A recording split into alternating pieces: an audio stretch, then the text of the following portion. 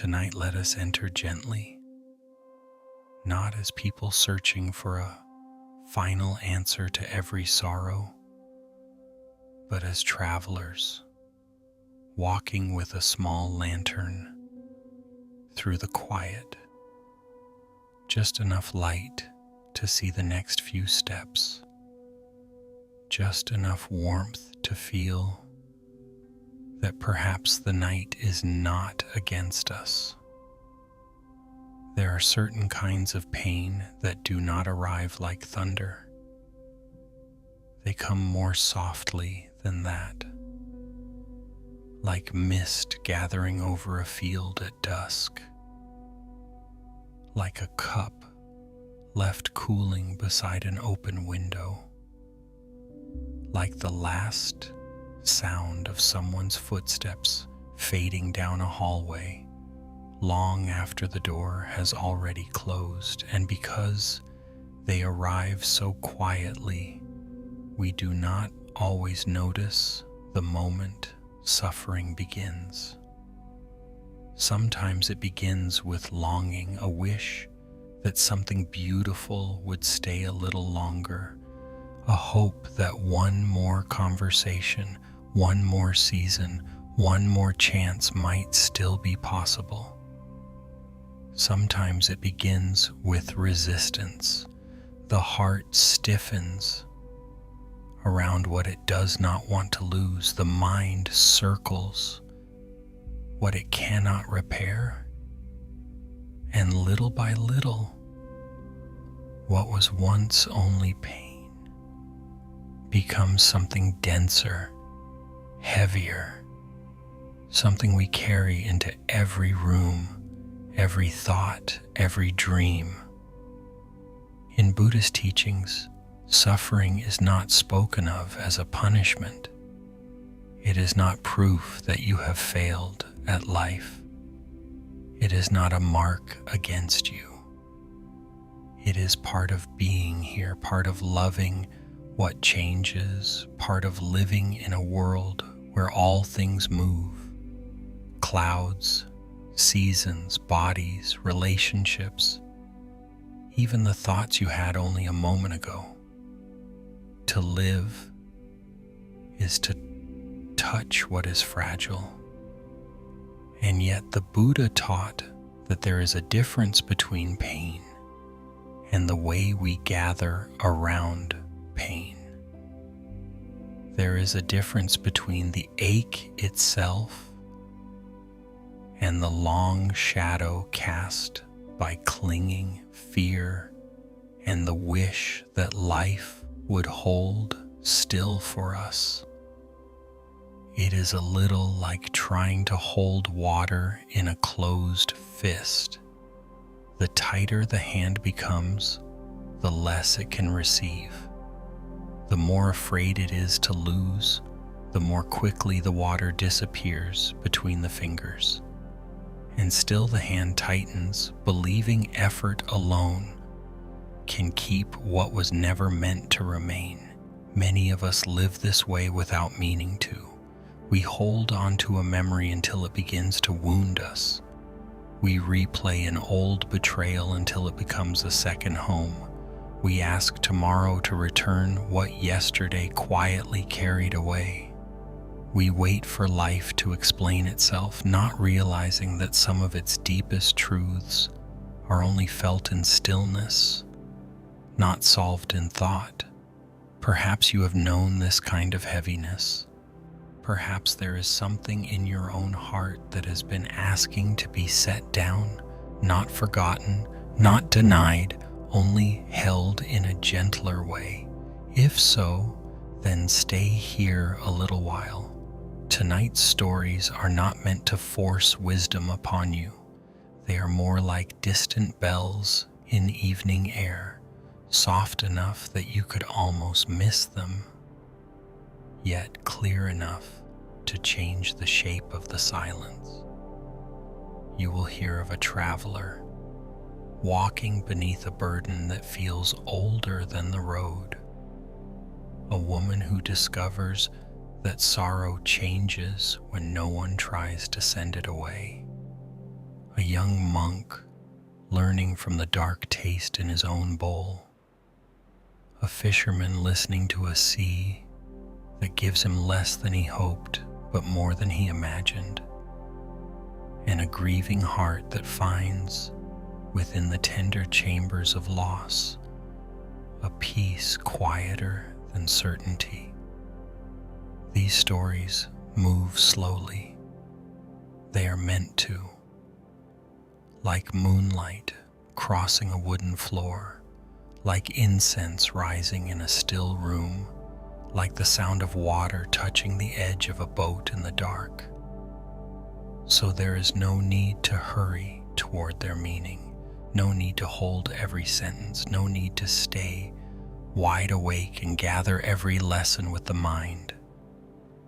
Let the words drift near you. Let the images form and fade. Let the stories pass through like wind moving through bamboo, touching what they touch and leaving the rest in peace.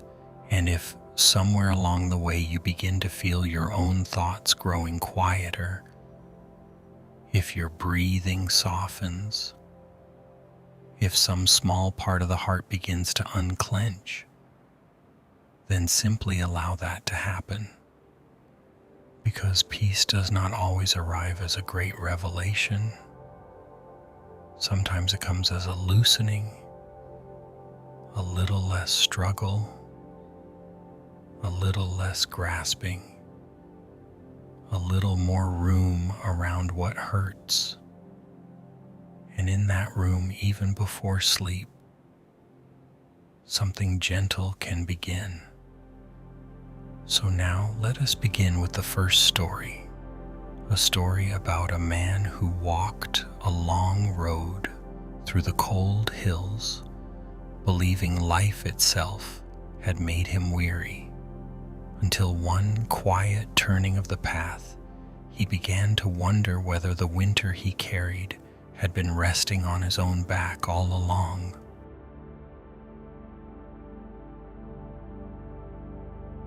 Story 1. The Man Who Carried Winter on His Back. Long before dawn reached the mountain paths, there was a man who walked alone beneath the pale hush of the sky. He was not old, though weariness had settled into his face so deeply that many assumed life had already taken more from him than it had given. His robe was simple, his sandals worn thin, and across his back he carried a large bundle, wrapped in faded cloth and tied with coarse rope. Those who passed him on the road often glanced at it, then at the tired angle of his shoulders, and quietly stepped aside. No one knew exactly what the bundle contained. Some thought it was food for the villages beyond the ridge. Some guessed it was stone or grain or firewood gathered from the lower forests. Others believed it must hold something precious, for he never set it far from his reach, not even when he stopped to drink from a stream or rest beneath a pine tree. But the truth was simpler and sadder. The bundle was filled with stones, not rare stones, not jewels, not anything of use. Only stones gathered one by one over the years. A flat gray one from the day his father died without speaking to him again. A dark one from the river bank near the house he had lost in a season of debt and flood. A reddish stone from the path where the woman he loved had turned away without looking back. A white one from the hillside where he had sworn he would become someone wiser, calmer, kinder, and failed once again. Each stone had been chosen for a reason. Each stone stood for something he could not release, and though no one on the road knew this, the man himself knew it too well. He had begun carrying the first stone many years earlier, almost without thinking. At the time it had seemed harmless, a small token of grief, a shape to give the pain somewhere to live outside his chest. He told himself it was only for a while, only until he understood, only until forgiveness came, only until life made sense again. But grief has a quiet way of inviting company. One sorrow made room for another. One regret called out to the next. One unfinished wound seemed to whisper that it should not be left alone. So the bundle grew. At first he barely noticed the added weight. Then he noticed, but accepted it. Then he resented it. And at last he came to believe that this heaviness was simply what life felt like. When people greeted him kindly, he answered with politeness, but never warmth. When a child once offered him an apricot on a summer road, he took it as though receiving something from very far away. When he passed through beautiful places, valleys full of yellow grass, temples hidden among cedars, ponds holding the evening light like a bowl of gold, he saw them, but only dimly, as someone might hear music from another room while thinking of a funeral. He had forgotten what it meant to walk unburdened, or perhaps he had never truly known. One autumn evening, as cold blue shadows stretched over the trail, the man came to a narrow mountain pass where the wind moved with a long, thin sound through the rocks. He had hoped to reach the next village before dark, but his steps had grown slower with each mile. The bundle dragged at his spine. His breath had become shallow. Even the simple act of lifting one foot and placing it before the other now felt like a task too large for the body. At last he saw a small hut near a grove of black pines. A lantern burned outside the door. He approached with caution, then knocked once against the wooden frame. An old monk opened the door. His face was lined like weathered bark, but his eyes were clear and still. He looked at the traveler for only a moment before stepping aside. "You have come a long way," the monk said. The man bowed his head. "May I rest here for the night?" The monk nodded. "If you do not mind simple things." Simple things, the traveler thought, were all life had given him for years. Inside, the hut was spare and warm. A kettle murmured above a small fire. There was a low wooden table, 2 bowls, a rolled sleeping mat, and little else. The old monk poured tea the color of cedar bark and placed one bowl before the traveler. Only then did he glance toward the bundle. "You may set it down," he said. The traveler's hands tightened around the cloth strap. "It is all right," the monk added. "The floor is strong enough." Slowly, reluctantly, the man lowered the bundle from his back. The thud it made against the wooden floor startled even him, For a moment, neither of them spoke. Then the monk lifted his bowl and said, almost casually, "You have been carrying winter for a very long time." The traveler frowned. "Winter?" The monk nodded toward the bundle. "Whatever is in there has already entered your bones." The fire crackled softly. Outside, wind moved through the pines like distant surf. At first, the traveler gave the answer he had given himself for years. "It is nothing," he said. "Only what I must carry." The monk sipped his tea.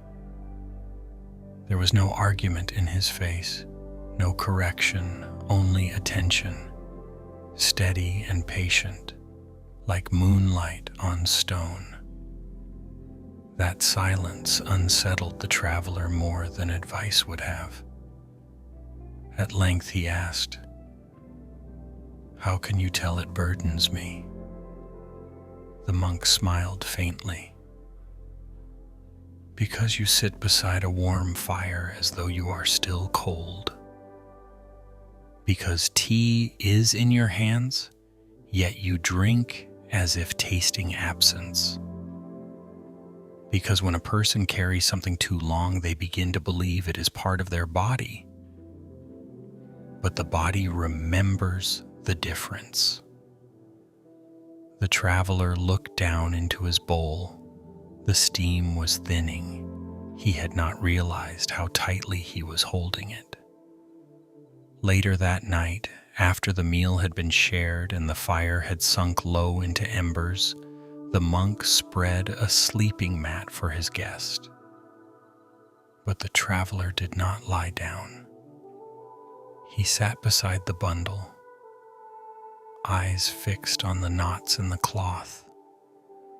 After a long while, the monk said, "Would you like to tell me what is in it?"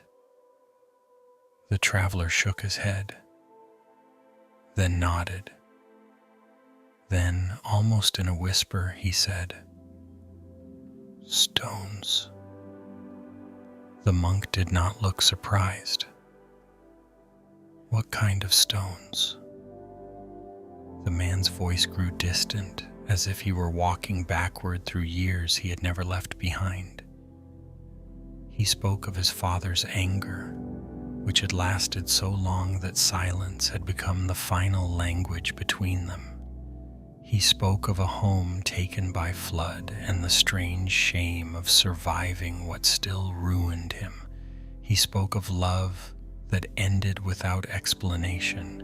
He spoke of promises made to himself in younger years, to be better, calmer, freer, and of the bitterness that came each time he discovered he was still the same frightened mind beneath a different season.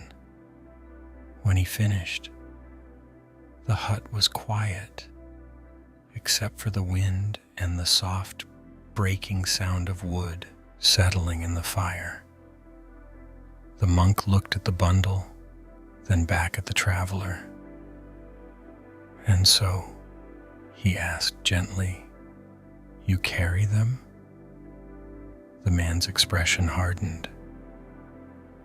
"If I do not carry them, what becomes of them?" The monk tilted his head. "What becomes of a leaf when autumn lets it fall?" The traveler did not answer.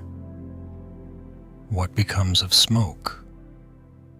The monk continued, "when the hand does not try to hold it?" Still the man said nothing. At last he replied, "Those things mattered." "I do not doubt it," said the monk. The traveler's eyes rose sharply. He had expected dismissal, perhaps correction, perhaps some polished teaching about attachment. But the old monk's face held no trace of contempt.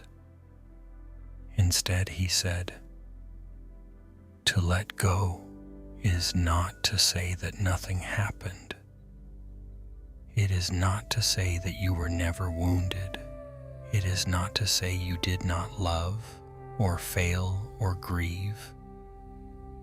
It is only to stop kneeling before what has already passed and asking it to shape the rest of your life. The words entered the room quietly, but they did not leave. The traveler looked at the bundle again. For the first time, he wondered whether he had carried the stones to remember or to remain unfinished. That night, he slept only lightly.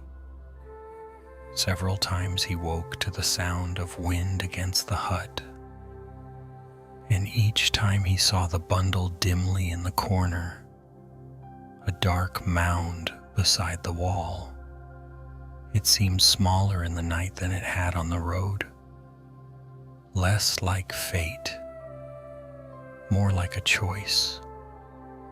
Just before dawn, the monk was already awake, sweeping fallen needles from the threshold. The sky was pale silver. Frost lay over the ground like breath. The traveler stepped outside. The mountain air was cold enough to sting, but it carried a kind of clarity he had almost forgotten. Nearby, beyond the pines, a narrow stream moved over rock with a sound so soft it seemed not to disturb the silence, only deepen it. The monk stood beside him. "Come," he said. Together they walked to the stream. The traveler carried the bundle once more, but now he felt its weight with an unfamiliar sharpness, as if his body had ceased pretending that the burden was natural. At the water's edge, the monk knelt and touched the surface. "Sit," he said. The traveler obeyed. For a while they listened to the current. Then the monk spoke. "Do you see how the water moves around the stones?" The traveler nodded. "It does not hate them," said the monk. "It does not cling to them. It does not ask them to become flowers. It simply meets them and continues."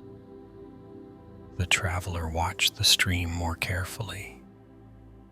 Water slipped around rough edges, gathered in clear pools, broke into silver threads over the darker rock, and moved on.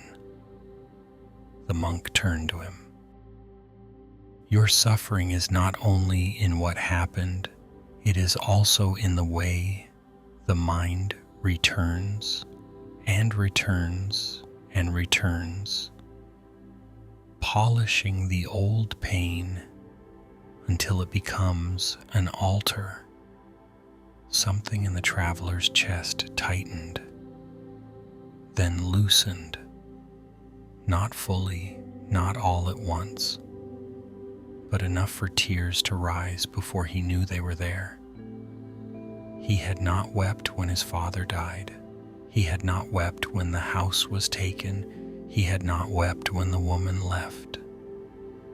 He had only gathered stones. Now, beside a cold stream, in the hour before sunrise, with no audience but an old monk and the mountain air, he bent forward and wept as if the body itself had grown tired of being strong. The monk said nothing. There are moments when silence is the most merciful teaching. When the traveler's breathing had steadied again, the monk asked, "Would you like to keep carrying them?" The man looked at the bundle. He understood then that the question was not symbolic, it was not philosophical, it was immediate, practical, human. Would he keep carrying them? One by one, he untied the rope. Inside the cloth lay the stones of many years, smooth, jagged, pale, dark, ordinary. In another life, they might have been nothing more than pieces of mountain, but to him they had become names, memories, accusations, identities. He picked up the first. It was the flat gray one for his father. His thumb moved over its cold surface. For a moment he nearly placed it back in the cloth. Then he let it fall into the stream. There was only a small sound, a brief splash, a widening circle, then water again. He lifted the next stone, and the next. Some he released easily, some with trembling hands. Some he held against his palm, as if listening for the final echo of an old life before allowing it to pass.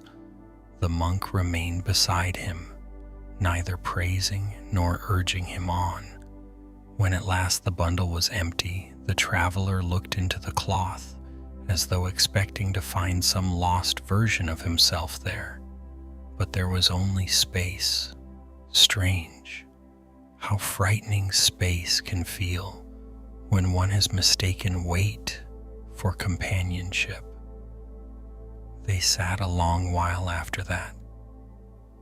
The sun rose slowly behind the ridge, touching the tops of the pines, then the water, then the traveler's face.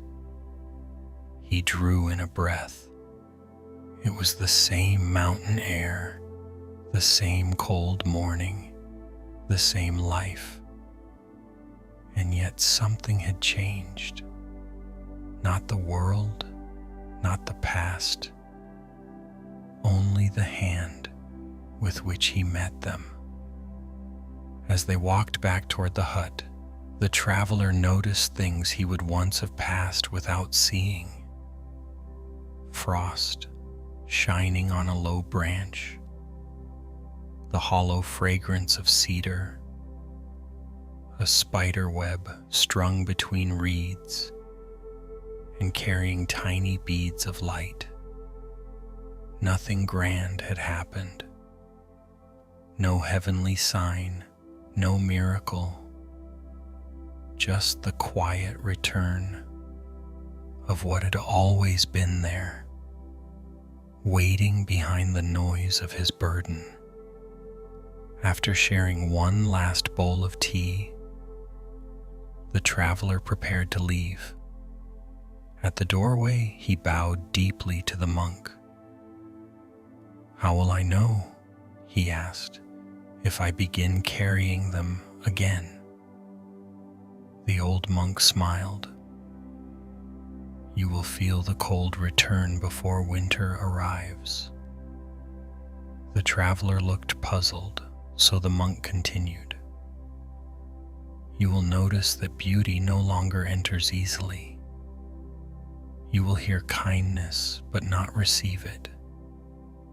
You will spend more time speaking with the past than living in the day before you. That is how the stones return." The traveler lowered his gaze. "And what should I do then?" The monk looked toward the road, where morning light had begun to gather along the path. "Notice early, set down often, grieve what must be grieved, but do not build your home there." The traveler bowed once more, then stepped onto the road.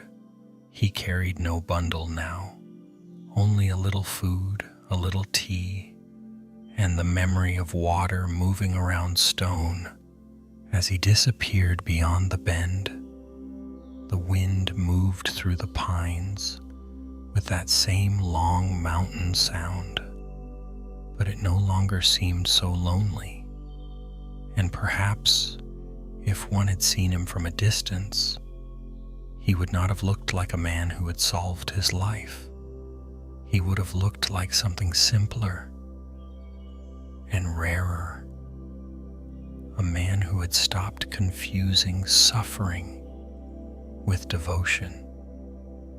A man who had discovered that peace sometimes begins not when life becomes lighter, but when the heart no longer insists on carrying what the day has already asked it to release. This first story leaves us at the edge of a quiet truth. Pain may visit every life, but suffering deepens when memory is fed until it becomes a dwelling place. The traveler did not become free because the past was erased. He became lighter because he no longer offered his whole future to what had already ended. As the mountain morning opened around him, another story was already waiting somewhere beyond the next bend. A story not about the weight of what we carry, but about the sorrow we keep beside us, hoping it might leave, if only we remain still enough. And so while the last chill of that mountain stream lingers in the mind, let us walk softly toward the next story. Let us meet a woman who had grown so used to her sadness that she no longer knew whether she was protecting herself from it or protecting it from change. Story 2. The Woman Who Sat Beside Her Sorrow. In a village where the evenings arrived slowly, like blue silk being drawn across the sky, there lived a woman who had become known for her quietness. She was neither withdrawn nor unkind.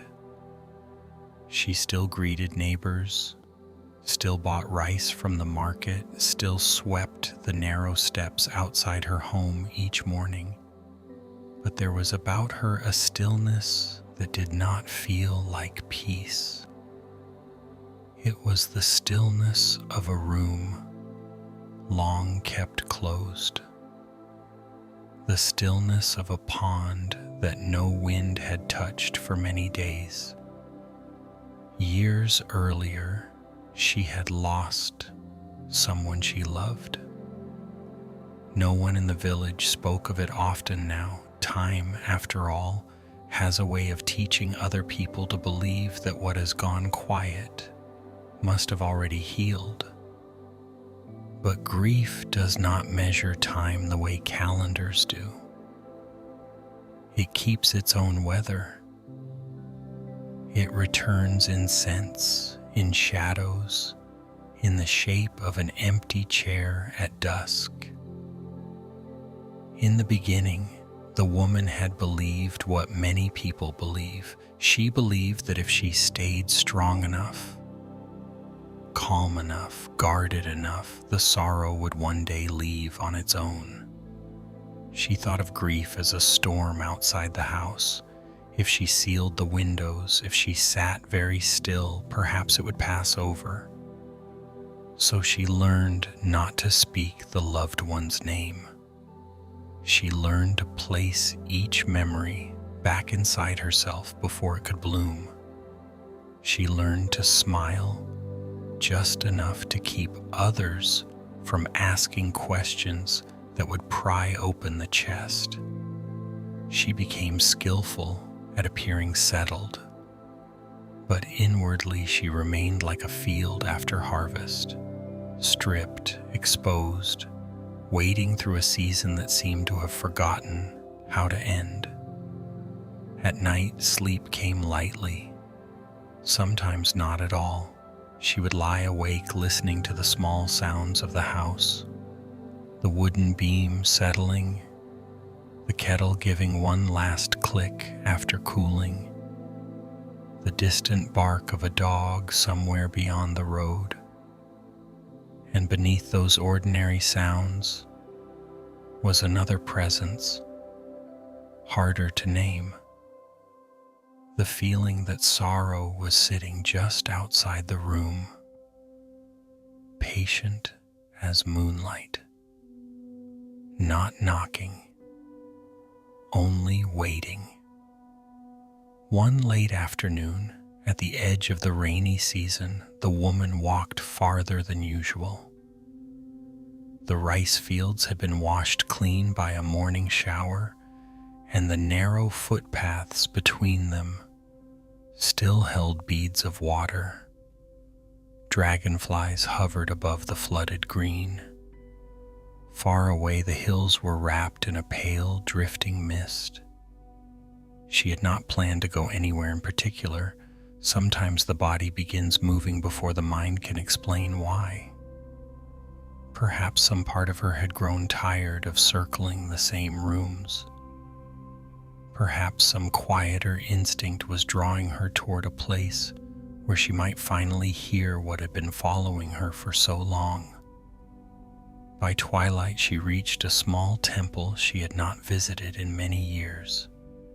It stood at the edge of a grove of old trees where prayer flags, faded by rain and sun, moved lazily in the wind. The roof tiles were dark with age. Moss climbed the lower stones. Somewhere inside, a bell sounded once, then settled back into silence. An elderly nun was sweeping the courtyard.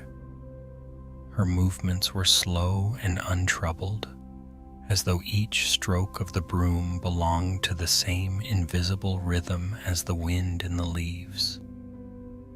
The woman bowed politely, meaning only to pass through. But the nun looked up and said, "You seem tired." It was not an extraordinary remark, yet something in the gentleness of it made the woman's throat tighten.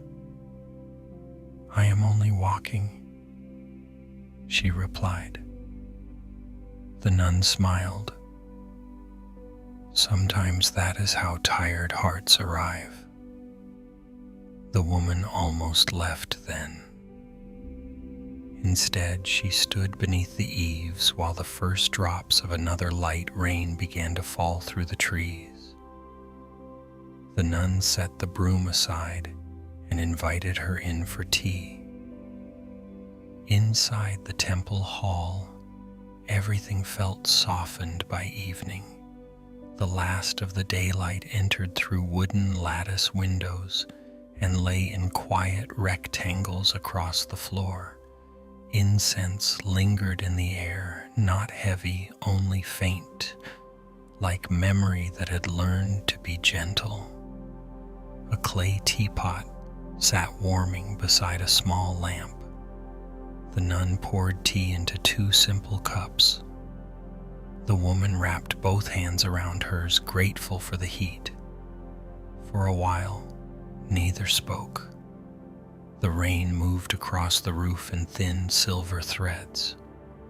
Then the nun asked, "What is it you have been carrying so carefully?" The woman looked down. There was no bundle beside her, no visible sign of burden. And yet she understood at once. "My sorrow," she said. The nun nodded, as though naming it had only confirmed what the silence had already told her. "And why carefully?" the nun asked. The woman gave a tired half smile. "Because if I stop holding it together, I am afraid it will break me." The nun lifted her cup, but did not drink. "Perhaps," she said softly, "it is not waiting to break you." The woman's eyes filled before she could prevent it. She turned away, ashamed of the suddenness of the tears. But the nun only looked toward the rain. There are many ways to suffer, the nun said after a while. One is to be wounded. Another is to spend years guarding the wound so closely that no fresh air can reach it. The woman listened without moving. Somewhere beyond the hall, water dripped from the corners of the roof into stone basins below. I thought silence would help, the woman admitted. I thought if I did not touch the pain, it would fade. And has it? Asked the nun. The woman shook her head. No. It has only become quieter, but heavier. The nun gave the smallest nod. Yes, like wet cloth folded and folded again. That image entered the woman's mind so clearly she could almost feel it in her hands. The weight of something soaked through, held too long, never spread out beneath the sun. The nun rose and motioned for her to follow. They crossed a narrow covered walkway and came to a small garden behind the temple. Rain had nearly stopped now.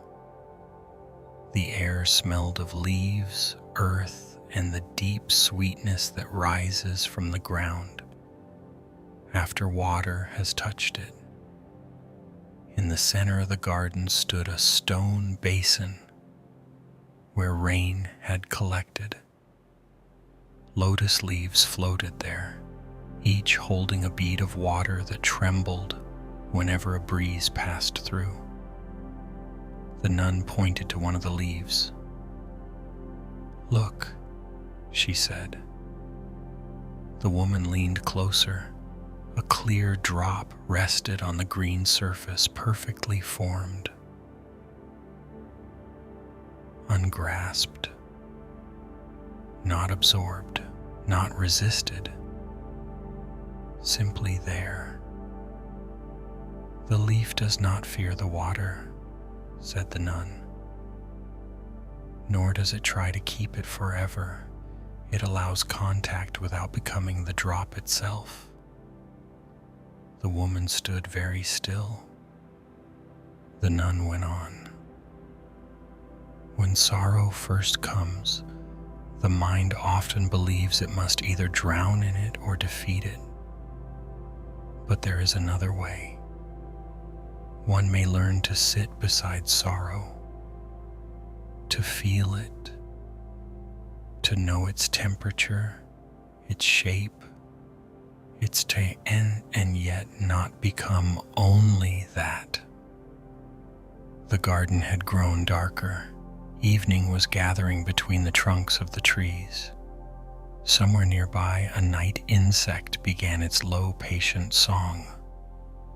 The woman whispered, I do not know how. The nun looked at her kindly. No one knows at first. We begin the way we begin all things, awkwardly, breathing. They returned to the hall. A small cushion was placed on the floor. The nun sat opposite her. Tonight, she said, do not try to get rid of anything. Do not improve your grief. Do not name it an enemy. Just let it come into the room. The woman closed her eyes. At first, all she found was resistance. The body stiffened, the throat locked. The mind wanted to flee into practical thoughts, rice to buy, cloth to mend, errands to remember, anything but the naked fact of loss. But the nun's voice came softly through the dim hall. Notice the breath, notice where the sorrow lives in the body, not in the story, in the body. Does it sit in the chest, the throat, the belly. Let it be known there. The woman followed as best she could, and slowly, beneath the first fear, she began to notice things she had never allowed herself to feel plainly. The tightness just below the ribs, the ache at the center of the chest, as though a hand had once pressed there and never quite lifted away. The strange tiredness in the jaw from years of holding back tears. "Now," said the nun, "make room around it." The woman did not understand, yet somehow the words worked on her like moonlight works on water, not by force, by presence. She imagined the sorrow as a dark cup she had kept sealed in a cupboard. For years she had feared that opening it would flood the whole house. But now in the quiet of the hall she let the lid loosen. Not all the way, only enough. Tears came. Not wild, not violent, only steady, like rain returning to a field that had waited too long.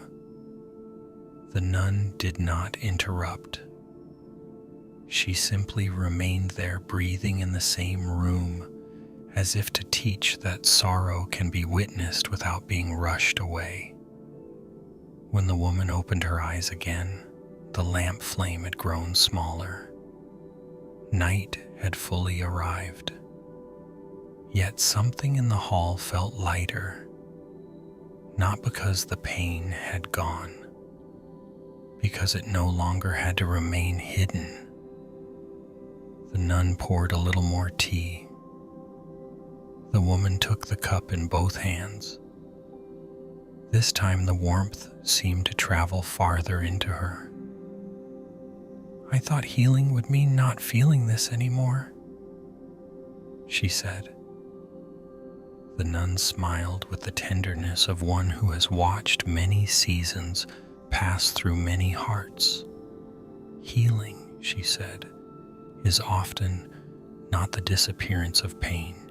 It is the end of your war with it." The woman looked into the dark surface of her tea. For years, she had waited for grief to leave the house. Now she wondered whether peace had been waiting at the door all along, unable to enter, while the struggle remained inside. She stayed at the temple until late that night. The rain returned once, then faded. At last the clouds parted and a thin moon appeared between the branches. Before leaving, she bowed to the nun and asked, "What should I do when the sorrow comes again?" The nun replied, "Offer it a seat, not the whole house." The woman repeated the words quietly as if testing their shape. The path home glistened under moonlight. Frogs called from the wet fields. The world smelled rinsed and new. Nothing in her life had changed. The one she loved had not returned. The years had not reversed themselves. The empty chair in her home would still be empty. And yet when she stepped through her own doorway that night, the house no longer felt like a tomb. It felt like a place where grief and breathing might, for a while, learn to live together. In the weeks that followed, the woman began small practices. In the mornings before opening the shutters, she placed one hand on her chest and simply noticed what was there. Some days the ache was sharp. Some days it was light as dust in sunlight. Some days it arrived for no reason she could name. but she stopped treating each return as failure. When memories came, she no longer forced them down immediately. She let them sit with her like guests who would leave more quickly if not chased. Sometimes she lit a lamp beside the window and spoke the loved one's name softly into the room. Sometimes she wept while washing rice. Sometimes she smiled at a remembered kindness and felt, to her surprise, that gratitude and grief could exist in the same breath. Months later, neighbors began to notice a difference they could not easily describe. She was still quiet, but now her quietness held air inside it. It was no longer the silence of a shuttered room. It was the silence of a garden at dusk. Something living moved there. One evening, passing by the temple again, she heard the bell sounding through the trees. Its tone spread through the fading light and dissolved into the valley. She stood listening until the last vibration had disappeared. Then she smiled, not because she was cured of sorrow, but because she had discovered that sorrow, when met without fear, does not always darken the heart. Sometimes it softens it. Sometimes it deepens the places where compassion can grow. Sometimes it teaches a person how to sit beside another's pain without turning away. The lesson she had sought was not hidden in the future, waiting for the day she would feel nothing. It had been quietly forming each time she chose not to flee, each time she breathed with what hurt, each time she allowed grief to be part of life, but not the ruler of it.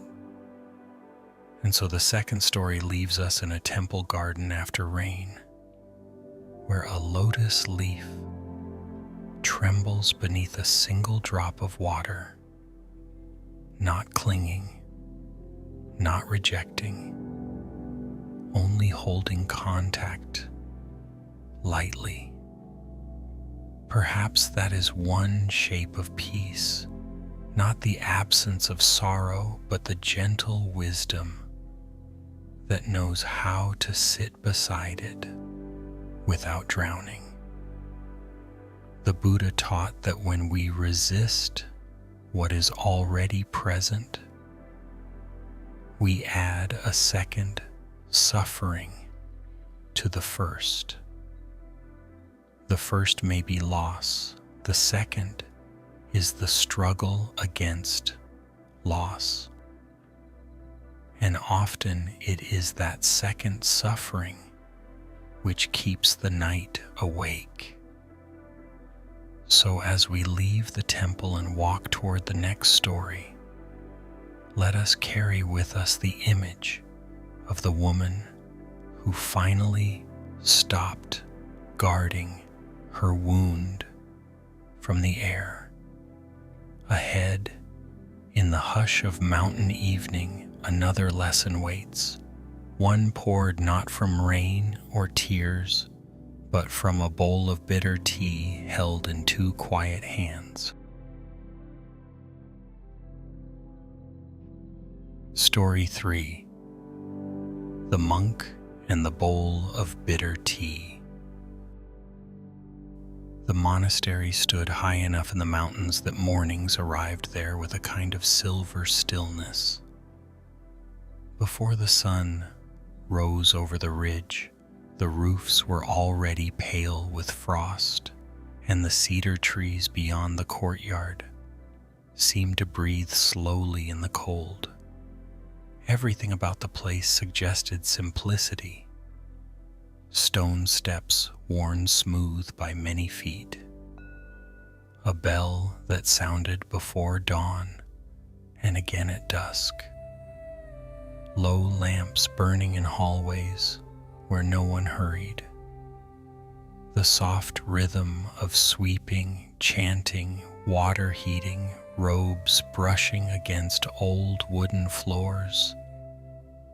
To many who visited, the monastery seemed like a refuge from the harshness of the world, a place where sorrow might become wisdom merely by entering its gates. But among the monks who lived there, one young novice had begun to discover that stillness does not automatically sweeten the mind.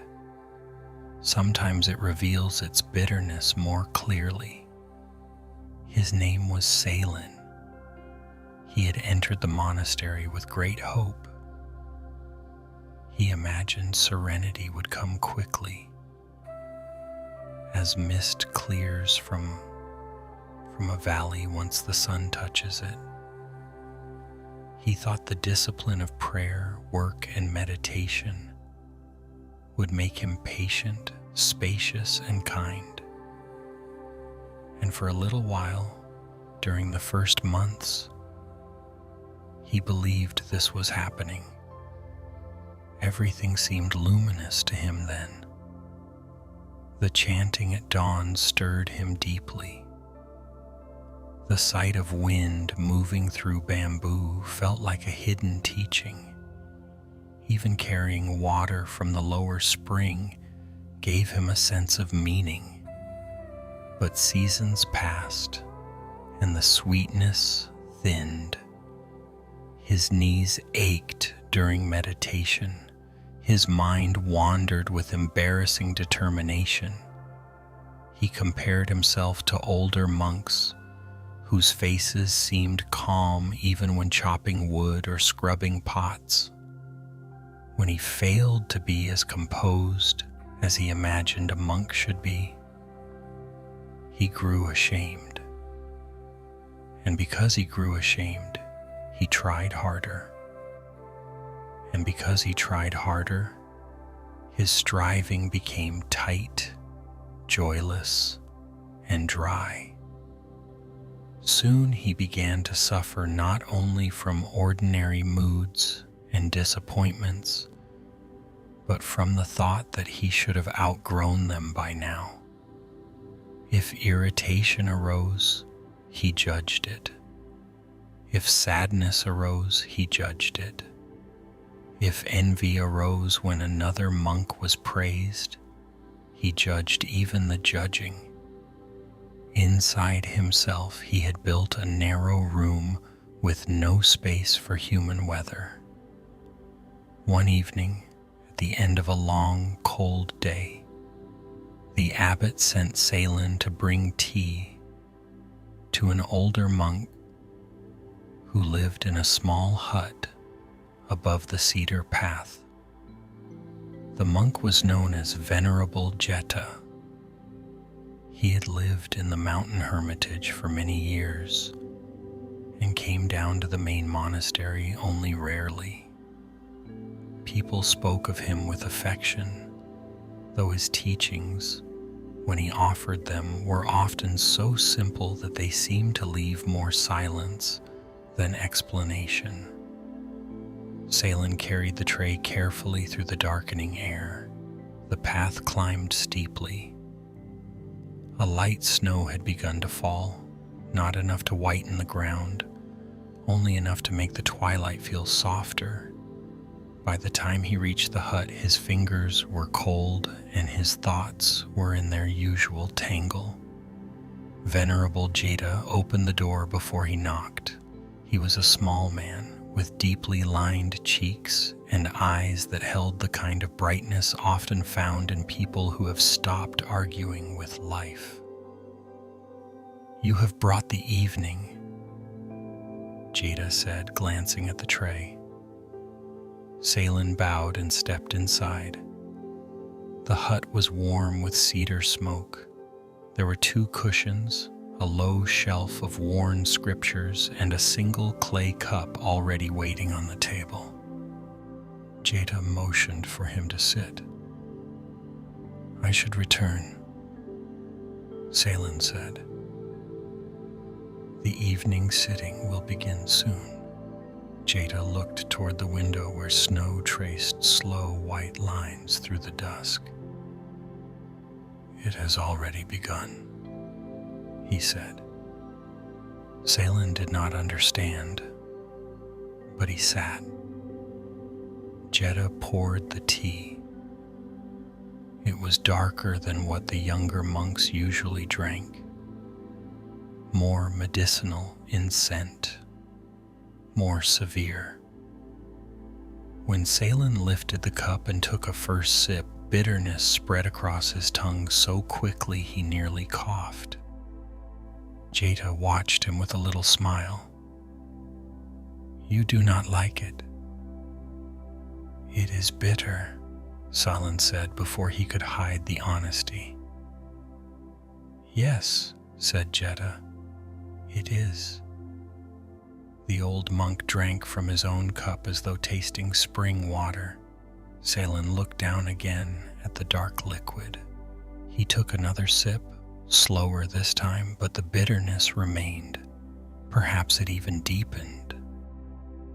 Something about that small moment loosened his restraint. He set the cup down more sharply than he intended. "Master," he said, "may I ask something?" "You already are." Salen lowered his eyes. "Why does the path feel harsher now than when I began? I came here to understand peace, but instead I find restlessness, disappointment, even resentment. I try to meditate, and my mind rebels. I try to be humble, and pride appears. I try to be calm, and irritation follows me into the smallest task. I thought by now the teachings would feel sweeter. Instead, everything tastes bitter." Jada lifted the cup between both hands and let the warmth gather there. For a while he did not answer. Then he asked, "When you first drank the tea, what did you want?" Salen hesitated. "For it to taste pleasant." "And did your wanting change its nature?" "No." "Did your dislike remove the bitterness?" "No." Jada nodded toward the cup. "There is your evening lesson." Salen felt a flicker of irritation, not because the answer was wrong, but because it seemed too small for the heaviness he carried. Jada saw the expression and smiled kindly. "You hoped for a larger answer," he said. Salen said nothing. The old monk leaned back. "When you entered monastery life, perhaps you imagined peace would come from arranging experience in a certain way. Less noise, more silence, less desire, more wisdom, fewer disturbances, better thoughts. But peace that depends on the world becoming agreeable is only comfort wearing spiritual robes." The words landed with a clarity that made Salen sit still. Snow drifted past the window. The hut smelled of tea, wood smoke, and winter cedar. Jada continued, "Life brings bitter and sweet in the same bowl. Praise and blame, gain and loss. Warm mornings and aching knees, deep meditation and wandering mind. If you insist on sweetening everything before you accept it, you will spend your life thirsty." Salen looked again at the tea. Its surface had gone still. The bitterness, which had seemed offensive a moment before, now felt almost instructive. I thought spirituality would remove struggle, he admitted. Jada's expression softened. Sometimes it removes unnecessary struggle. More often, it reveals the struggle you were adding yourself. The younger monk breathed out slowly. Something in him recognized the truth even before he fully understood it. For months, he had been waging war against every unwanted state of mind. He did not merely feel impatience. He condemned himself for impatience. He did not merely notice envy. He built an identity of failing to be beyond envy. He did not merely meet bitterness. He demanded that bitterness justify itself before he would let it pass through him. Jada poured a little more tea into both cups. "Drink again," he said. Salen obeyed. This time he did not brace himself in the same way. The bitterness remained, but without the first recoil it unfolded differently. There were earthy notes beneath it. Warmth. A kind of stern clarity. It still was not sweet. Yet it no longer felt like an insult. Jada watched him notice this. "Do you see?" Celine nodded slowly. "The tea did not change," said Jada. The fist inside the mind loosened a little. Outside, the evening bell sounded faintly from the main hall below. Its tone moved up the mountain through the snow-filled dark. Neither monk rose. Jada spoke again. "The Buddha did not teach us to build a life where nothing bitter is ever tasted. He taught us to know bitterness without becoming bitterness, to know pain without weaving a house from it, to know change without demanding that each passing thing promise permanence." The younger monk felt his shoulders drop. He had not realized how long he had been carrying himself like a question that needed solving. "What should I do," he asked, "when disappointment comes again?" Jada smiled. "Set a place for it at the table. For it tea, learn its face. If you chase it from the door, it will circle the house all night. If you invite it in without wisdom, it may decide to stay, but if you know it clearly and greet it without fear, it will teach you what it came to teach, and then it will leave." The snow continued falling. Salen looked toward the window. Each flake vanished the moment it touched the darker ground. Yet, while falling, it was perfectly itself. Something in that seemed related to what he was hearing. Not endurance through force, not escape. A quieter form of contact. He and Jada sat a long while without words. The bitter tea grew warm rather than hot. The room held that special silence in which nothing is being withheld and nothing needs to be said. When at last Salen rose to leave, the old monk walked him to the door. The path below the hut was dim, edged by stones made pale with snow. Before the young monk stepped out, Jada said one final thing. "When bitterness comes, do Do not ask first how to remove it. Ask how you are holding it. Salen bowed deeply. The words stayed with him as he made his way down the mountain path. The cold bit into his face, but the air felt strangely clean. Below, the monastery lamps glowed through the dusk like small, steady stars. In the days that followed, nothing dramatic changed. His knees still hurt during long sittings. His mind still wandered. He still felt flashes of envy, weariness, and impatience. But now each experience carried a little more space around it. He would notice irritation while scrubbing rice bowls and think, bitter tea.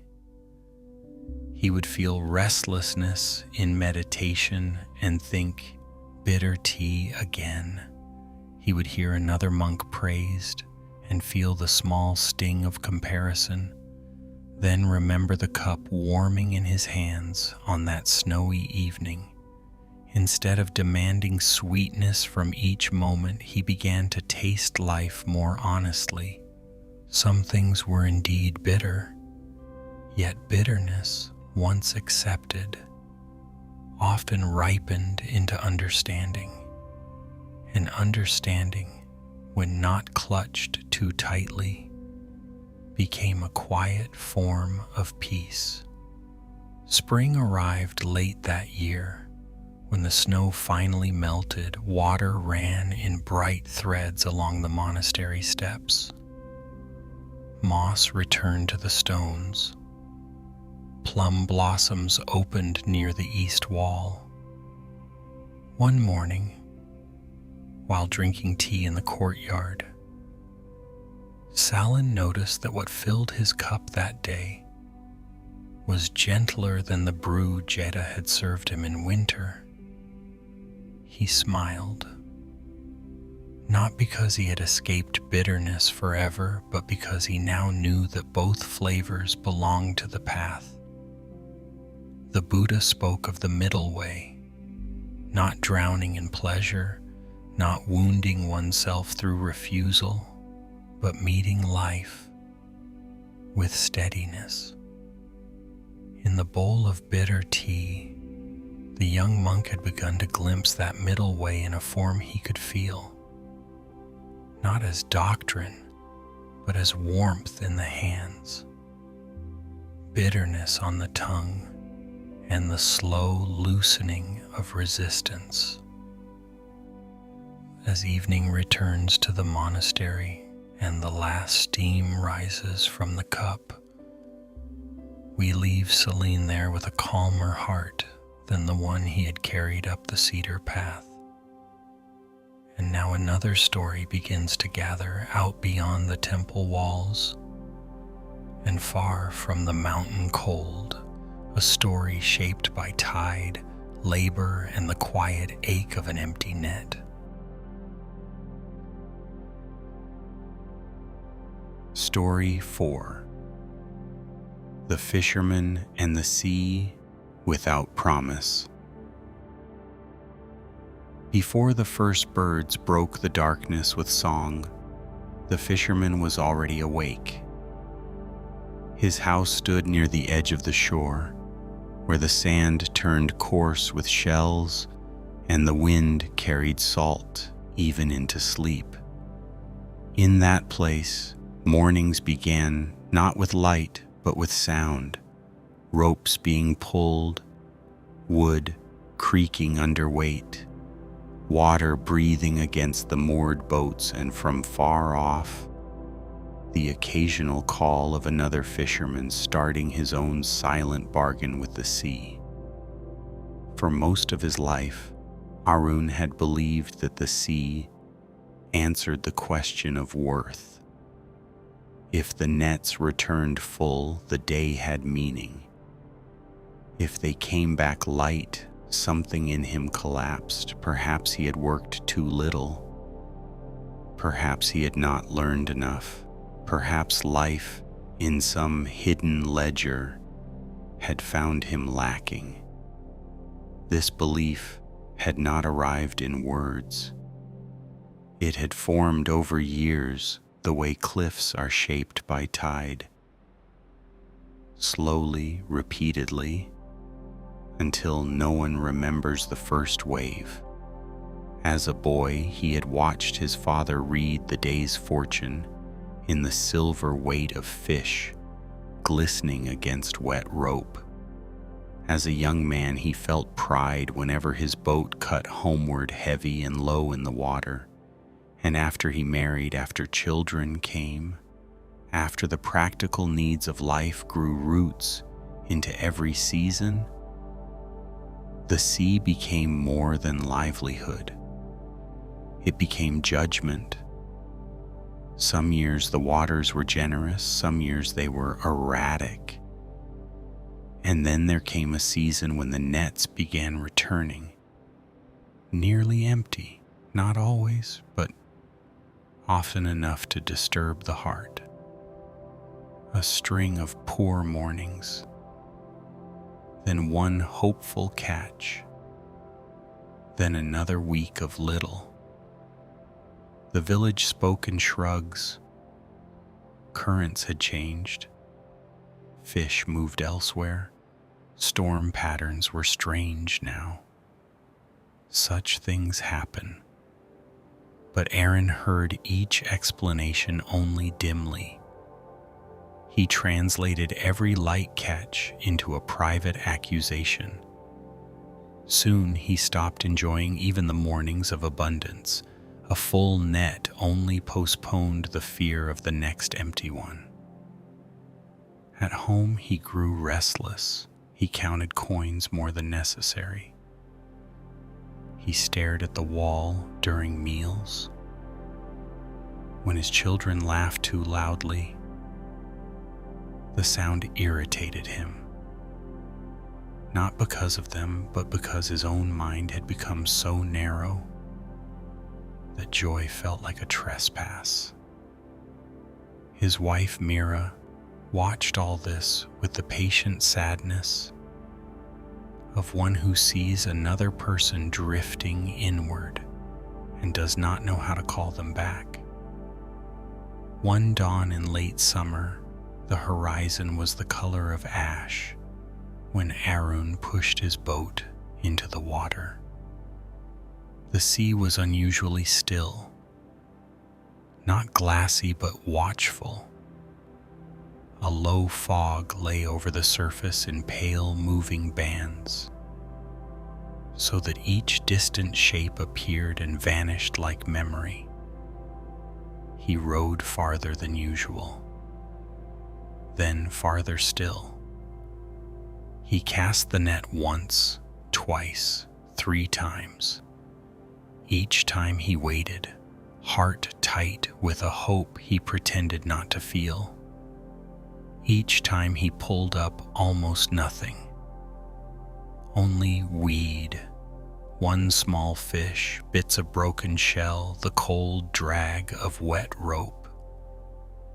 By mid-morning the sun had burned through the fog, but no generosity followed. The sea shone blankly beneath the widening sky. Aaron sat in the boat and felt something inside him harden.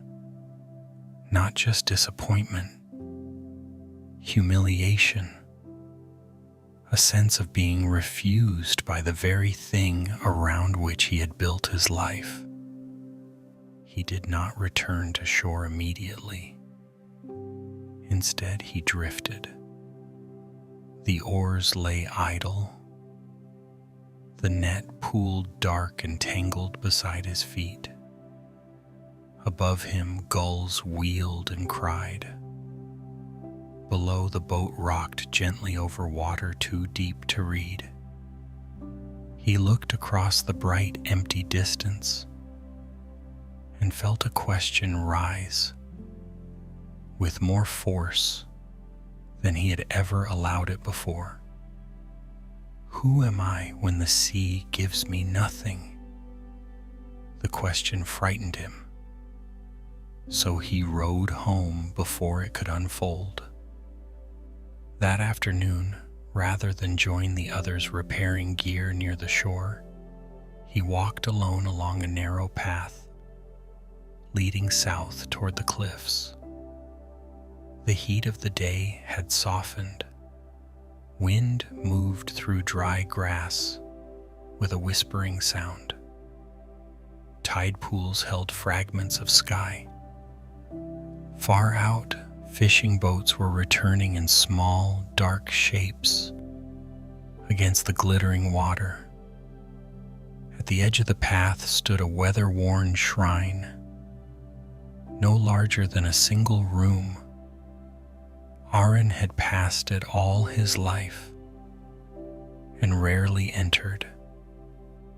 An old lay practitioner lived there sometimes, a widower named Dev, who tended the small altar, swept the stone steps, and spent long hours simply sitting beneath the tamarind tree nearby. Many in the village found him pleasant but puzzling.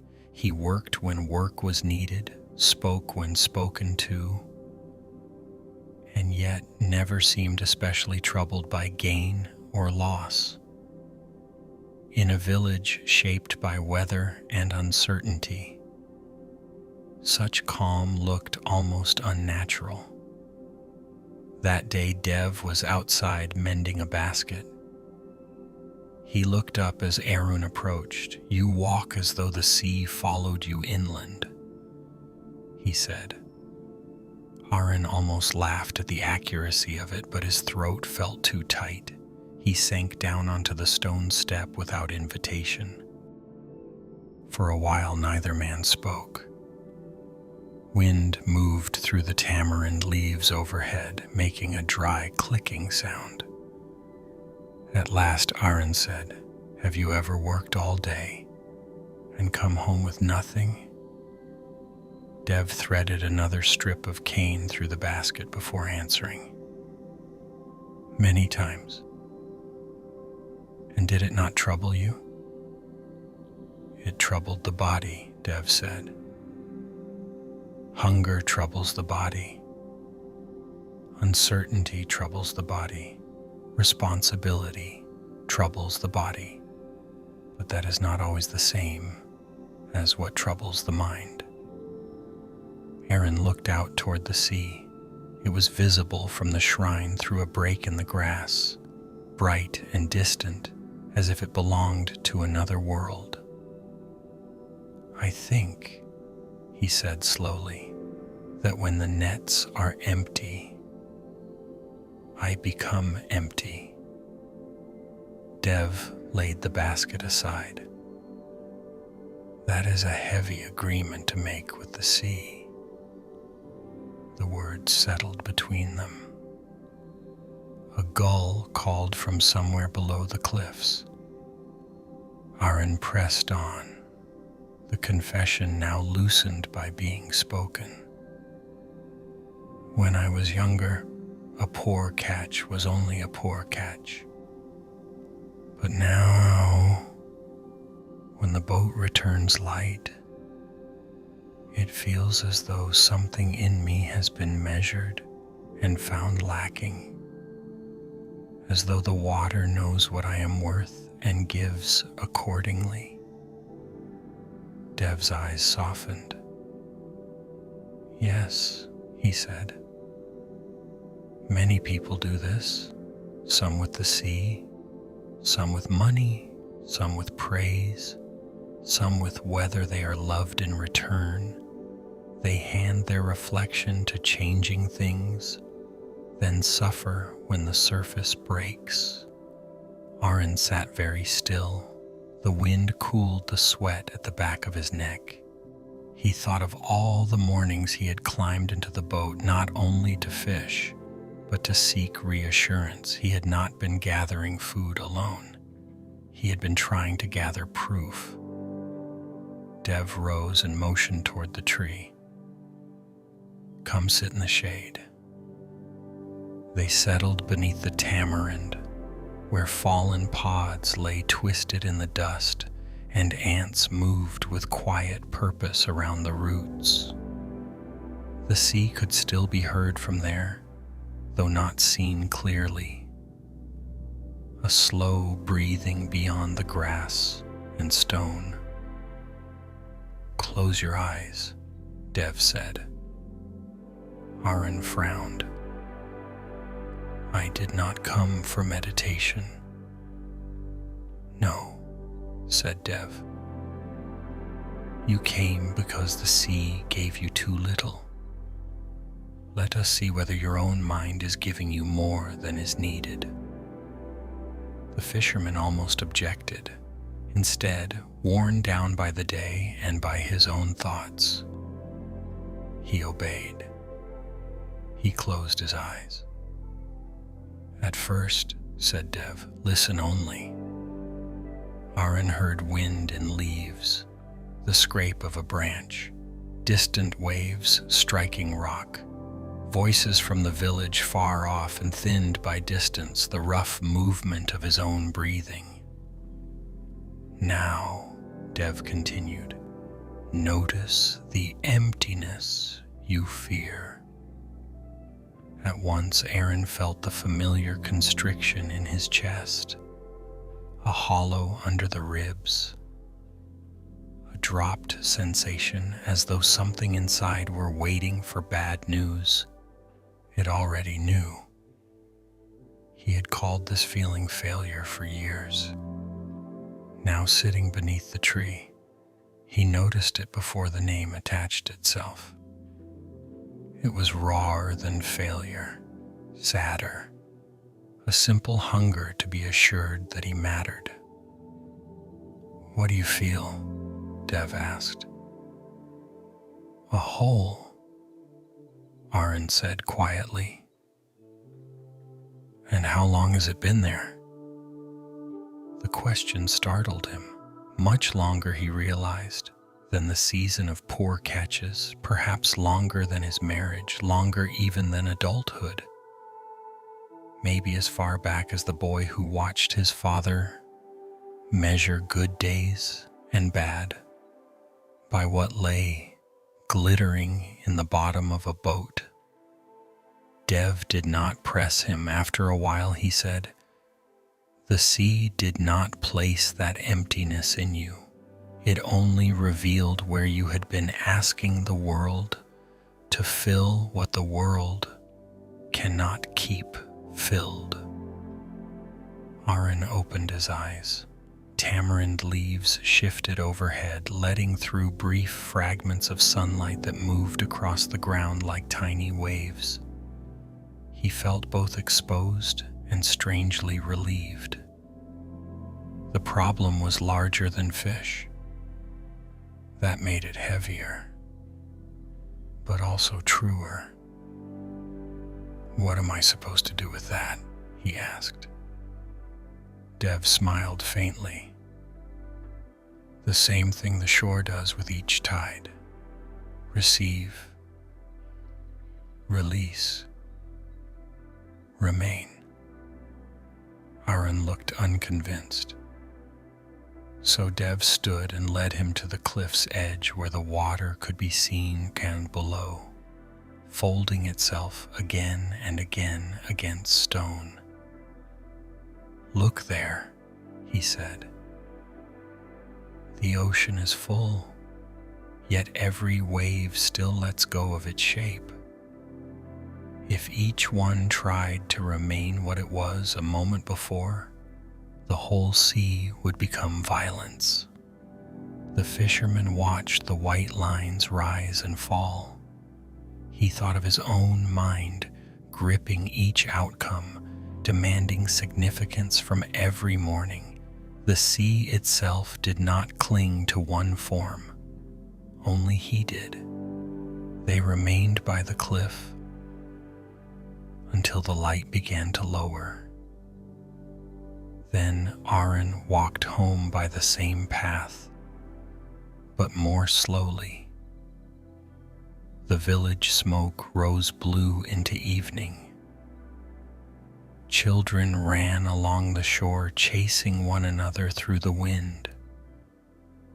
A woman shook a rug outside her doorway. Someone laughed near the boats. The world had not paused to take his measure after all. It had simply continued. That night, before sleeping, he sat alone outside his house and listened to the tide. For the first time in many years, he did not ask it for anything. Not success, not reassurance, not a promise for tomorrow. He only listened. And in that listening, he felt a stillness so unfamiliar that at first he mistook it for sadness. Then he understood it was something gentler, a loosening. The next morning he went out again. The nets were modestly filled, neither abundant nor poor. He noticed relief arise. Then he noticed the wish to turn that relief into meaning. And because of what had shifted beneath the tamarind tree, he did not follow the wish so far. A modest catch remained a modest catch. Food for the table, work honestly done, not a verdict. Weeks passed, some days were good, some were lean. Arun still preferred the good ones. Buddhism never asks us to pretend pleasure and pain feel the same, but slowly he stopped placing his whole identity into the hands of changing waters. When the nets came up light, disappointment visited. Yet it no longer swallowed the day whole. When the sea was generous, gratitude rose more cleanly because fear was not clinging so tightly to it. He became gentler at home. He heard his children again. He noticed the way evening light rested on Mira's face while she sorted lentils near the doorway. He laughed once unexpectedly at a story told by a neighbor and felt as though some rusted hinge inside him had finally moved. Months later, during another poor morning, he drifted in his boat under a sky the color of pearl. The net beside him was nearly empty. He looked at it, then at the sea. A familiar ache appeared, but thinner now. Not command, only habit. He placed one palm over his chest and breathed. Then he heard Dev's words, as clearly as if they had been spoken across the water. Receive, release, remain. The phrase moved through him like a tide through a harbor. He rowed home without haste. Shorebirds stepped through the shallows. The village roofs shone in the morning sun. Nothing had been solved forever, yet something essential had shifted. The empty net no longer meant an empty self. It was only a moment in a larger sea. The Buddha taught that suffering grows when we build the self from what changes, gain and loss, praise and blame, success and failure. The fisherman had been tying his identity to the sea's changing surface. But the mind that sees clearly begins to understand that worth cannot be secured by what rises and falls. So we leave Aaron there between tide and sky, his boat lighter than he had hoped, his heart steadier than before. And somewhere inland, where lamps are being lit in windows and grief is learning another language, the final story is waiting. A story about a house that became quiet after loss, and the unexpected tenderness that entered once sorrow learned how to breathe.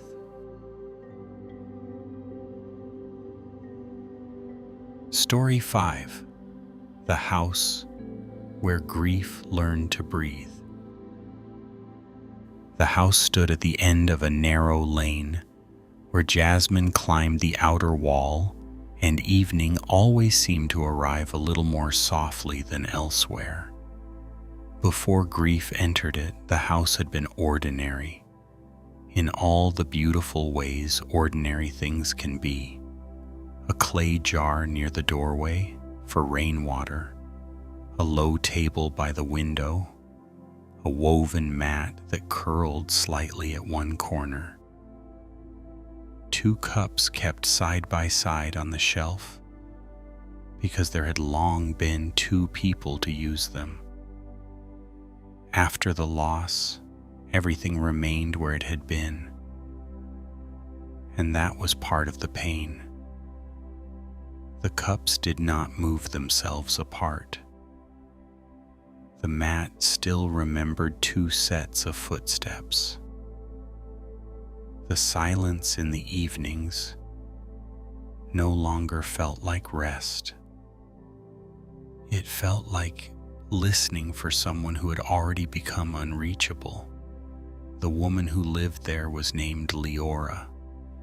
In the first weeks after death touched her home, people came often. They brought bowls of broth, armfuls of herbs, hands that rested on her shoulder with awkward kindness. They spoke in the language people use around loss, gentle phrases, careful eyes, promises that time would soften what now seemed unbearable. Leora accepted all of it with gratitude.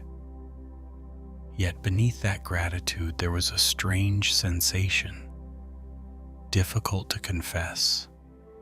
It seemed to her that everyone was standing on the shore calling encouragement, while she herself had been pulled into a dark river no one else could feel.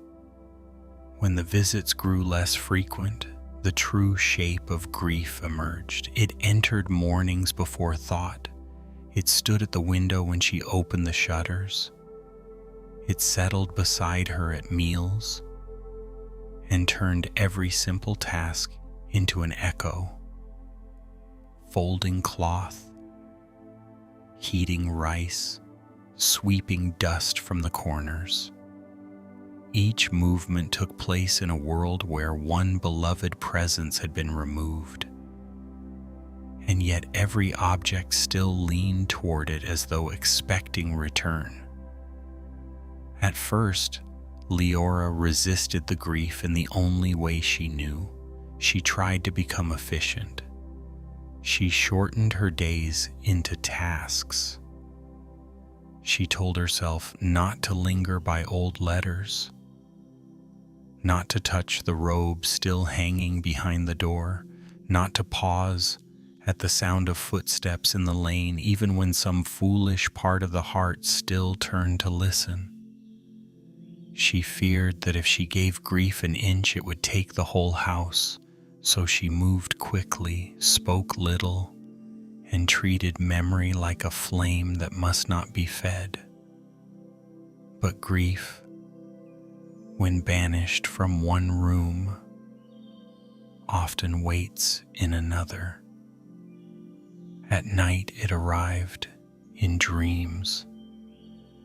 In the half-dark before dawn, it placed its hand on her chest so clearly that waking felt like surfacing from deep water She grew tired in the bones, tired in the mind, tired even of trying not to be tired. One evening, after a day of low rain and muted light, there was a knock at the door. Standing outside was an old friend of the family, a widowed teacher named Ananda, who had once studied with monks in the northern hills. He carried no gift except a folded umbrella and a small parcel of tea. When Leora invited him in, he stepped into the quiet house, as though entering a place already speaking. They sat by the window while rain slid down the lattice in silver lines. Ananda looked around gently, not with pity, but with the attentiveness of someone reading a room the way others read weather. "This house has been holding its breath," he said. Leora almost smiled. It was the truest thing anyone had said. "I have tried to keep it together," she answered. He nodded.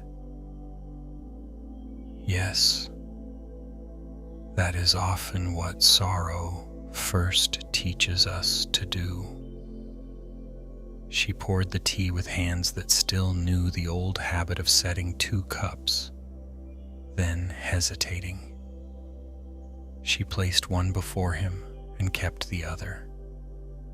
Steam rose between them, rain tapped softly on the sill. At length Ananda asked, "Do you still speak to the one who is gone?" Leora stared at the tea. "Only in my mind." "And do you weep?" "Not often." "Because there are no tears?"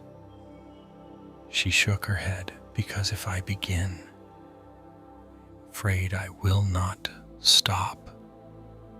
Ananda accepted this with a slight incline of the head. Then he said, "When a room has been closed too long, even fresh air can feel like a disturbance." The image touched something raw in her. She looked around at the familiar walls, the shelf, the cups, the folded cloth by the door. Yes, she thought, the whole house is closed. Not only the windows, the heart as well. Ananda rose and asked if he might light the lamp in the inner room. She agreed. He moved slowly, almost ceremonially. When the flame caught, the room changed at once. Nothing large happened, yet the corners softened. Shadows became gentler. The place that had felt abandoned now looked inhabited by light. He returned and sat again. "In Buddhist practice," he said, "we do not ask grief to leave before it is ready. We ask whether we can meet it without turning it into a prison." Leora listened with the stillness of someone hearing words she had needed long before knowing how to ask for them. Ananda continued, "Love always carries the seed of grief because everything we love is impermanent. This is not a curse. It is the tender cost of being alive. The problem begins when grief is forced into silence and made to breathe alone in the dark." Outside, the rain deepened for a few moments, then softened again. The whole world seemed to lean closer. "What should I do?" Leora whispered.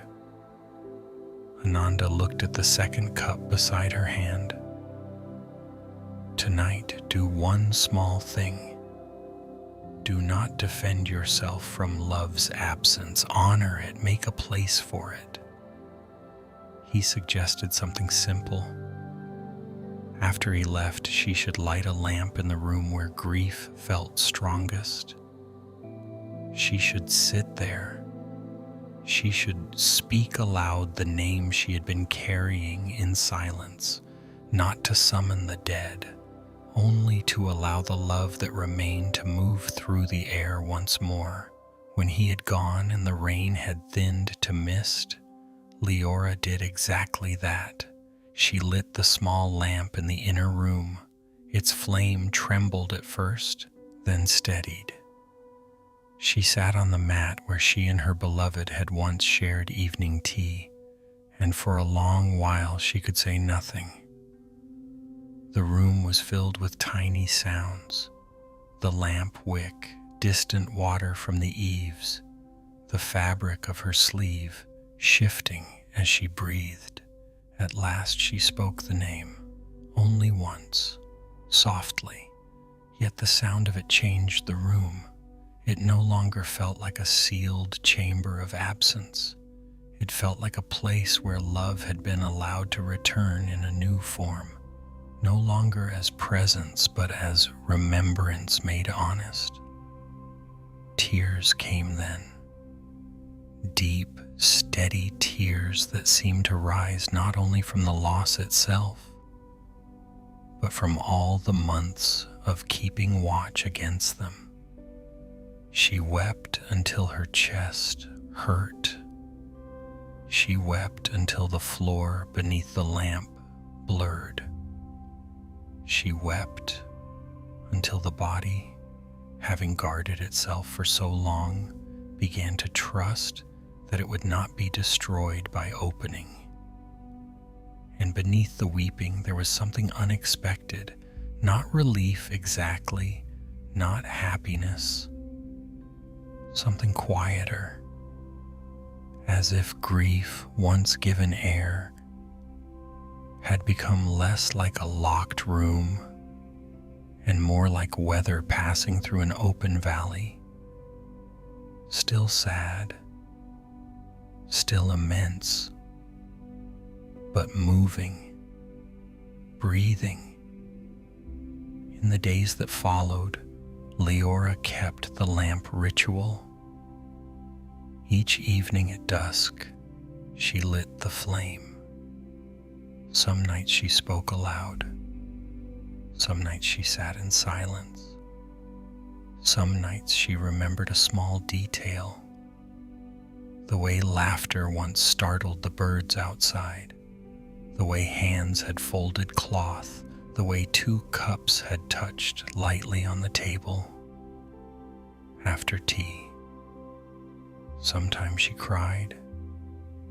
Sometimes she only breathed and watched the light settle into the room. Slowly, the house changed. Not outwardly. The cups remained 2 cups. The robe still hung behind the door, but the silence was no longer suffocation. It had space within it. Neighbors who visited noticed the difference without naming it. The house felt sad, yes, but not haunted. It felt lived in, tender, true. One morning, months later, while sweeping jasmine petals from the threshold, Leora realized she had just spent several moments enjoying the fragrance of the air without guilt. The realization stopped her. For a breath, sorrow rose again, as if to ask whether such enjoyment meant betrayal. Then another understanding followed. To feel peace was not to abandon the one she loved.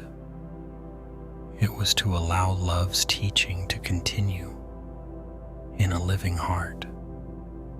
That afternoon she walked to a nearby monastery where an old stone Buddha sat beneath a Bodhi tree. She placed a small bowl of flowers there and remained for the evening chanting. The monks' voices moved through the twilight like low river water over stone. As she listened, a line from the teachings came to her with new meaning. All conditioned things are impermanent. For so long she had heard this as a warning. Now she heard it also as an invitation.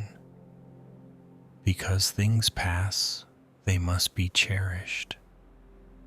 Because they pass, clinging breaks the heart. Because they pass, compassion becomes sacred. Before leaving, she sat under the Bodhi tree until the stars appeared one by one above the roofline. A breeze moved through the leaves with a sound like many small hands applauding the night. And there, in that breathing dark, she understood something she could not have understood in the first raw months of loss. Grief had entered her house first, but it had not come alone. Behind it, walking more slowly, had come tenderness. Behind tenderness, compassion. Behind compassion, a peace quieter than certainty. The peace was not the peace of forgetting. It was the peace of no longer asking life to undo itself. The peace of letting love remain without demanding that form remain too. So we leave Leora there, beneath the moving leaves, her grief no longer a locked chamber, but a lamp-lit room where memory and breathing can sit together. The Buddha taught that attachment gives rise to sorrow and fear, yet he never asked us to become stone. He asked us to see clearly, to love without illusion, to grieve without becoming imprisoned by grief, to recognize in each ending not cruelty, but the tender law by which all life unfolds. And now, as the final story fades into evening, all the others gather quietly beside it. The traveler by the mountain stream, the woman in the temple rain, the novice with his bitter tea, the fisherman under the tamarind tree, and this lamp-lit house where grief learned to breathe. Each of them has touched the same truth from a different road. Pain belongs to life, but peace begins when we stop demanding that life be something other than what it is. And now the night has grown deeper. The lanterns of these stories are dimming one by one. The mountain path is quiet. The temple garden is wet with moonlight. The tea has cooled in the cup. The tide has lowered from the shore. The lamp inside the grieving house burns with a smaller, steadier flame. Perhaps as you have listened, some part of your own life has moved softly through these stories. A sorrow you have carried for years. A bitterness you could not sweeten. An emptiness you kept asking the world to fill. A grief you feared would swallow you if ever you sat beside it in silence. If so, let this be enough for tonight. You do not have to solve your whole life before resting. You do not have to untangle every wound before sleep. You do not have to force the heart into peace. Sometimes peace begins more quietly than that. Sometimes it begins the moment struggle loosens by a single breath. The Buddha taught that suffering is woven into life where there is clinging, resistance, and the illusion that passing things can be held forever. Yet he also taught a way of freedom, not a freedom that erases pain, but a freedom that changes our relationship to it. A freedom that can sit with sorrow without worshiping it. A freedom that can feel loss without becoming only loss. A freedom that can meet impermanence and still remain tender. Remember the traveler who set his stones into the stream. Remember the woman who let sorrow sit near her without giving it the whole house. Remember the young monk who discovered that bitterness becomes lighter when the fist inside the mind relaxes. Remember the fisherman who stopped asking the sea to tell him who he was. Remember the grieving heart that learned a lamp can burn in the same room as tears. These are not distant saints. They are mirrors.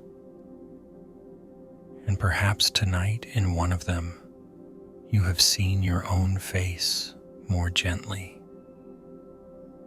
Before sleep comes fully, let us rest for a few moments in a simple practice.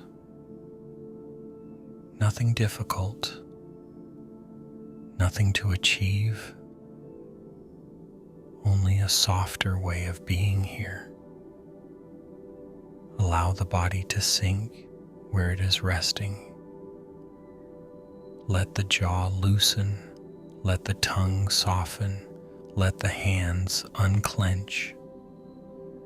If they have been holding on without your noticing, take one slow breath in and let it go, another, and let it go. If there is pain in the heart tonight, do not push it away. Simply imagine giving it a little more space, not the whole sky, only enough room that it does not have to press so hard against the walls. If there is grief, let it be held as you might hold a small bowl in the dark. Carefully, kindly, without fear. If there is longing, let it drift like mist over distant fields. If there is tiredness, let it come all the way down into the bones. And now, if it feels natural, bring to mind these quiet teachings of the Buddha. All conditioned things are impermanent. What comes passes. What blooms fades. What is held changes. From attachment springs grief. From attachment springs fear. But where there is less clinging, there is more room for peace. Hatred is never ended by hatred. Fear is never calmed by more fear. Only understanding softens what struggle cannot. And perhaps most gently of all, peace is available in this breath, in this moment, in the small act of no longer arguing with what is already here. Let the breath become easy now. No need to follow every word, no need even to remember them. The mind can drift. The stories can blur. The teachings can settle like fine dust in moonlight, touching where they touch. Imagine a quiet path at night, a lantern in your hand, not bright enough to show the whole road, only bright enough for the next step. And perhaps that is all wisdom needs to be tonight. Not an answer for everything, only a little light, a little warmth, a little less fear of what changes. May your heart be gentle with its pain. May your mind release what it does not need to carry into the dark. May your body remember how to rest. May sorrow loosen. May peace draw near. And as sleep comes, may you drift like a leaf on still water, carried not by force, but by the quiet mercy of letting go. Good night.